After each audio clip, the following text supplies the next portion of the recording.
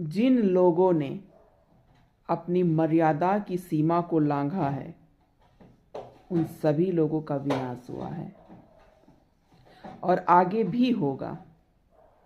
क्योंकि मर्यादाएं जब बनाई जाती हैं ना, तो मर्यादाओं के पीछे जिंदगी के उसूल होते हैं, मानव जाति का उत्थान होता है, ईश्वर की कृपा होती है, जीवन के नियम जुड़े होते हैं, सच झूठ, गलत सही, चरित्र और चरित्रहीनता, इन सभी का समावेश करके ही एक सीमा बनाई जाती है और उस सीमा रेखा को खींचा जाता है, चाहे वो पारिवारिक हो या निजी हो या सामाजिक हो या राष्ट्र का हो। हर स्तर पे एक सीमा रेखा खींची गई है कि आपको इससे बाहर अगर आप जाएंगे तो आप खतरे में हैं। जैसे आप लोग देखते होंगे कि कहीं सड़क निर्माण हो रहा होता है, कहीं पुल निर्माण हो रहा होता है, तो वहाँ पे एक बोर्ड लगा देती है सरकार, दुर्घटना बहुमूल्य क्षेत्र। वो सीमा रेखा है, सरकारी सीमा रेखा, कि आप इससे आगे जाएंगे तो दुर्घटना के शिकार हो सकते हैं, आपके साथ दुर्घटना हो सकती है। ठीक उसी प्रकार से हमारे जीवन में भी हमारे बड़ों ने,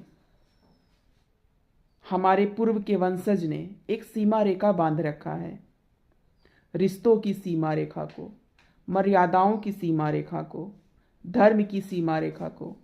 और जिन लोगों ने इन रेखाओं को पार किया है, उनका विनाश हुआ है। वहीं से शुरू हो जाता है जहां से आपने रेखा पार कर दिया।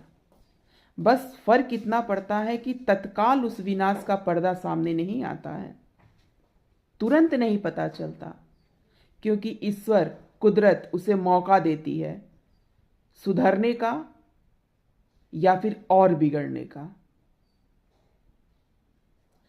मनुष्य की बुद्धि, मनुष्य का विवेक ही उसकी भविष्य का निर्माण करता है। अगर उसे बनना है तो बुद्धि को सही करेगा, अपने फैसले सही करेगा, और अगर बिगड़ना है तो अपनी बुद्धि को गलत रास्ते पे लेके जाएगा, अपने फैसलों को गलत रास्ते पे लेके जाएगा।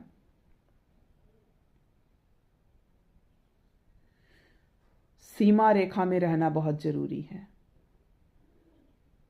आपके परिवार की जो सीमा रेखा है,